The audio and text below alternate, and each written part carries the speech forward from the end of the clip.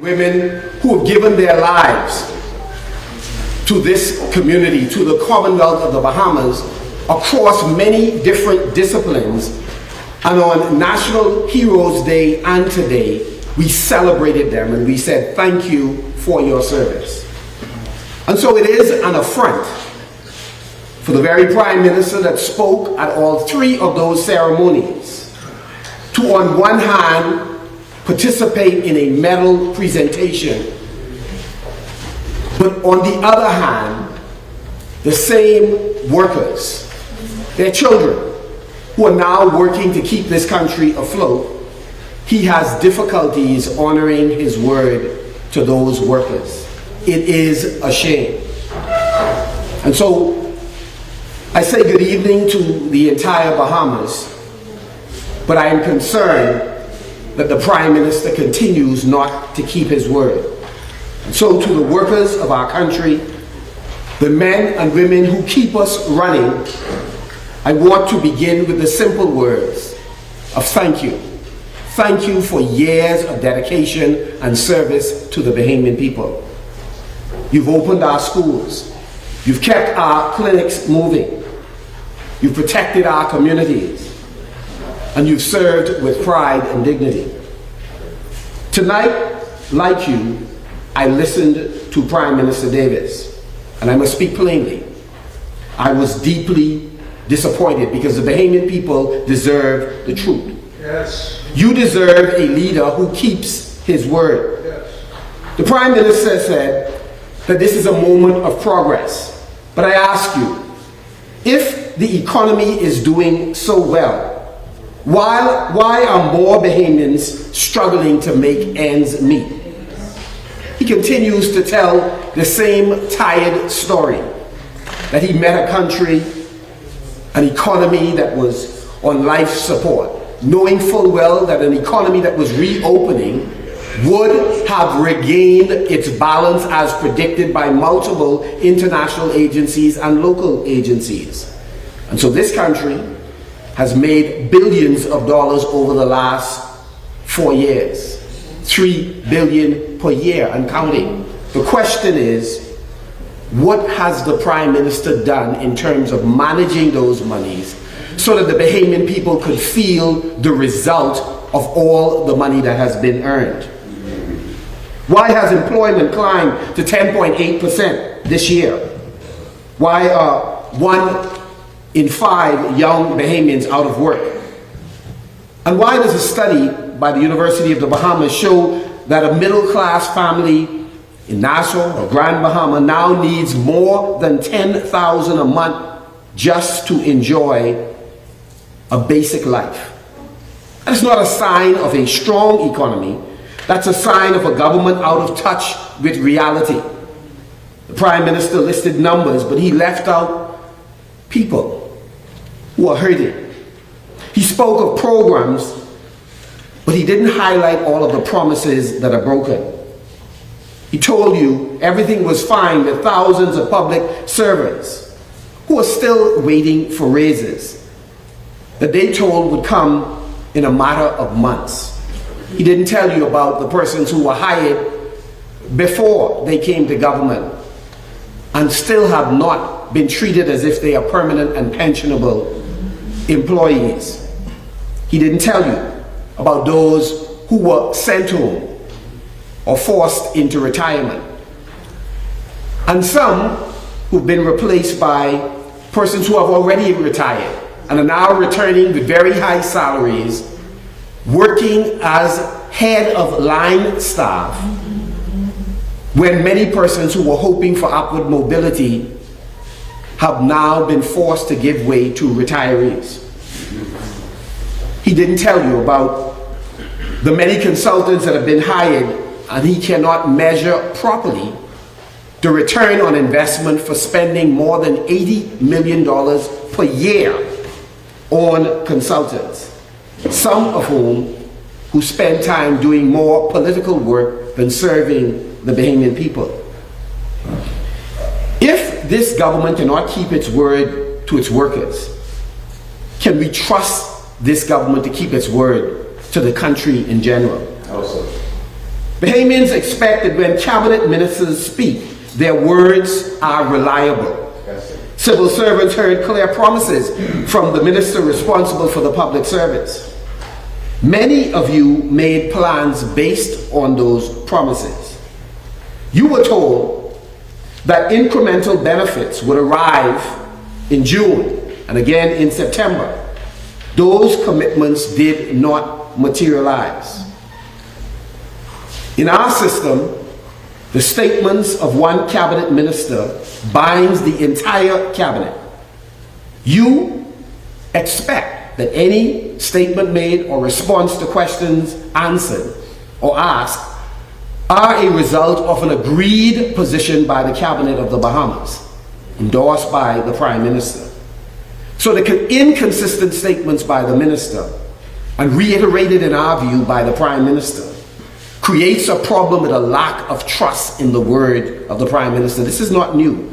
He did it with national insurance. The minister said one thing, the Prime Minister came back when he recognized the public was upset and he said something else. The same thing was true with BPL.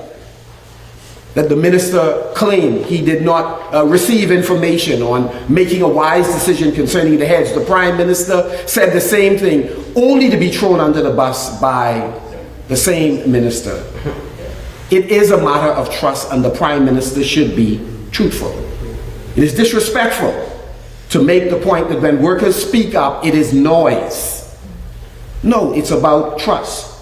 Workers expect that the Prime Minister's word, his minister's words, are trustworthy. And so we say that in leadership, trust is the most valuable currency. The Prime Minister says he doesn't need to speak to the middleman. He needs to speak to you. But the truth is, he's not listening to you. And the law requires him to have discussions with union leaders. Disrespectful. No matter how soft a tone, how quiet he appears to present himself, that is a sign of disrespect. Because Bahamians are tired of speeches that celebrate progress they cannot feel. You can't feed your family with promises. You can't pay rent with rhetoric. And when he talks about increasing minimum wage, we know well that we were responsible for making sure that there was a minimum wage in this country. What he doesn't say is that he took back every penny gained through his increase of minimum wage by increasing your electricity bill and the cost of living in the Commonwealth of the Bahamas. He played a role in that. And then blamed citizens, saying it was a matter of their choices. I listened to our unions last week. They were very clear and actually very respectful. And they were right to demand of their government clarity.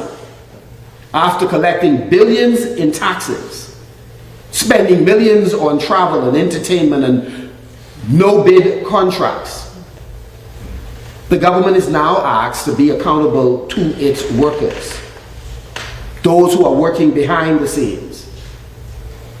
It is not respect to then accuse those workers when they stand up of just making noise and shouting, a process you claim you will not participate in. What has happened to partnership?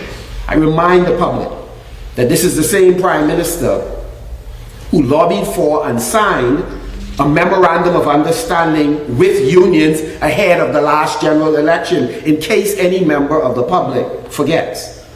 The same Prime Minister who made a host of promises that went sideways, backwards, so much so that there were a number of unions who refused to participate in Labor Day because the Prime Minister who signed an agreement with them not only sought to politicize Labor Day, but he had backtracked on the promises made in the memorandum of understanding that he signed with unions. And so now he wishes for us to be quiet as if we are spectators when we speak up on behalf of workers. All of us, in the Free National Movement, those persons in the media, members of the public, all of us. We have families that work in the public service. We have families who require better conditions in the public service so that they could serve with distinction the members of the public who pay all of our salaries. And so let me be equally clear about where the Free National Movement stands. We stand with Bahamian workers, and when we have a different view, we have no difficulty saying it to workers or to union leaders. We value every public servant. We respect organized labor.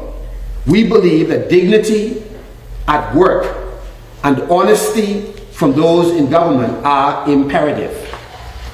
This is not just about growing the wage bill for the sake of politics. In fact, that's the PLP MO. Unable to grow the economy, they attempt to hire, in many cases, persons who are doing political work on the public dime. They are about growing the public service for politics.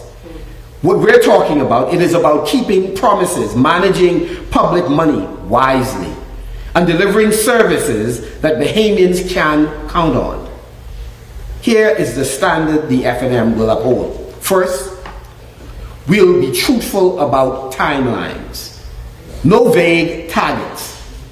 If government makes a commitment, it will publish the timeline, the line item costs, and the source of funding.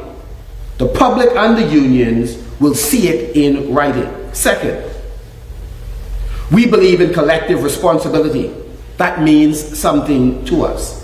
The Prime Minister likes to play good cop, bad cop. Minister goes out, announces a cabinet decision. He then detects that the public is pissed off at the bad decision, and then he comes out as if he is rescuing the country. You saw it last week. The pressure outside on this road, the pressure on Bray Street brought him outside, and he was led by two union leaders who spoke truth to power.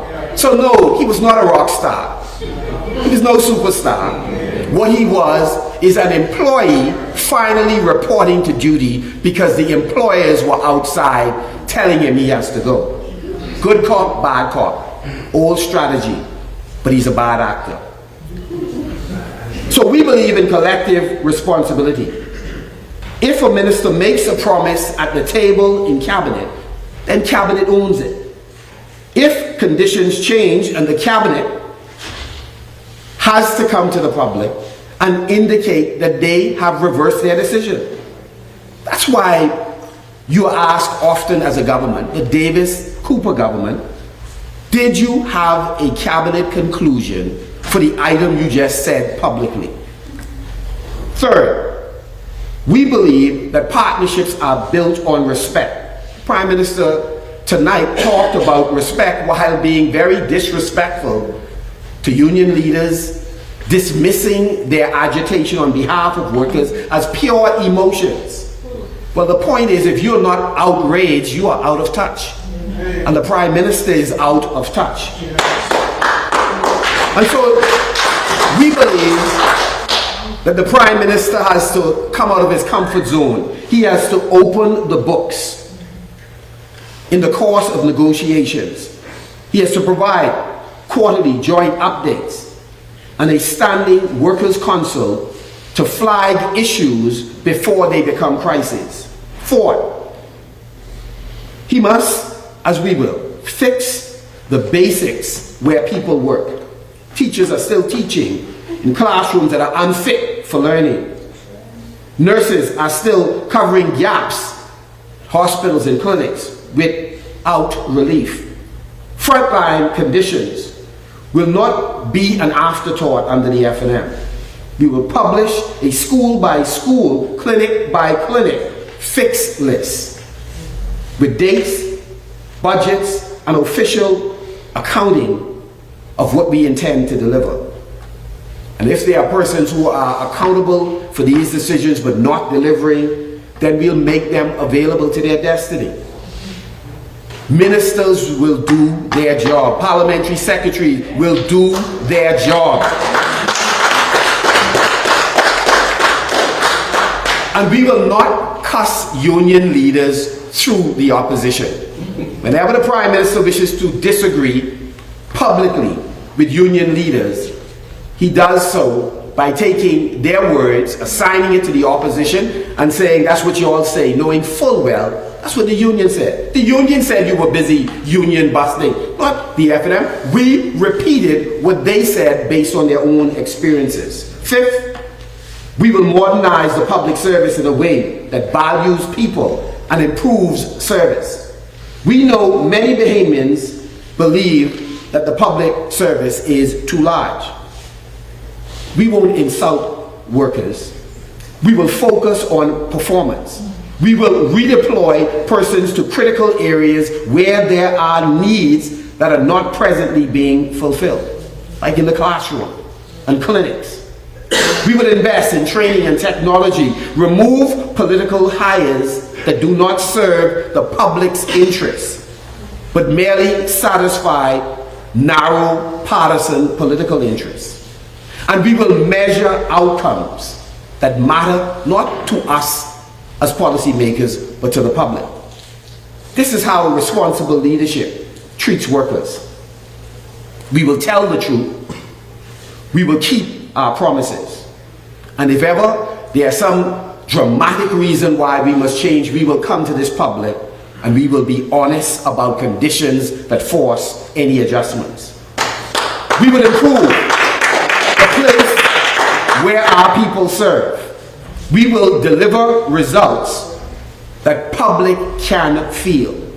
And so I say tonight to every teacher who buys supplies from personal paycheck, to every nurse who stretches a shift because a colleague may be out ill, to every line staff seeking to keep the light on at home during tough times, tough conditions, rising BPL bills, rising bills in Grand Bahama under Emera.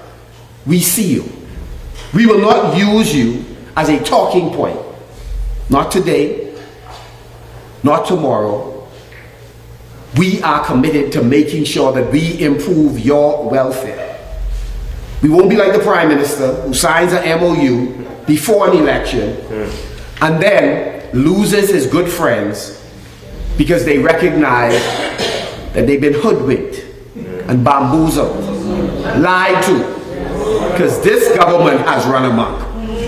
The Prime Minister asked the nation to honor our workers. I agree. But honor begins with trust. If a government cannot keep its word to its people who they work for, the question is, should they be given any more time to betray the trust? If they can't keep their word to workers, can they keep it to the rest of the nation? I don't only say no, I say hell no. The FNM offers a better path. A government that speaks plainly, a government that keeps faith and work for its taxpayers. We know who we work for. We work for every one of you. A government that respects the role of unions in building a fairer and stronger Bahamas. We will, by the grace of God, every single day work diligently on your behalf. We will publish what we promise and report on what we deliver and improve wherever there are shortcomings. This is our commitment, not just to the public service, but to every Bahamian who expects a government that does what it says. We will emphasize productivity. We will respect the rights of workers, but we will insist that workers also live up to their responsibilities. We work for the public service. We work for the community that the public service serves. We work for all of you. And we promise you that when we give you our word, we will honor it. And so we thank you, and we ask that God continue to bless you and your family and bless the Commonwealth of the Bahamas.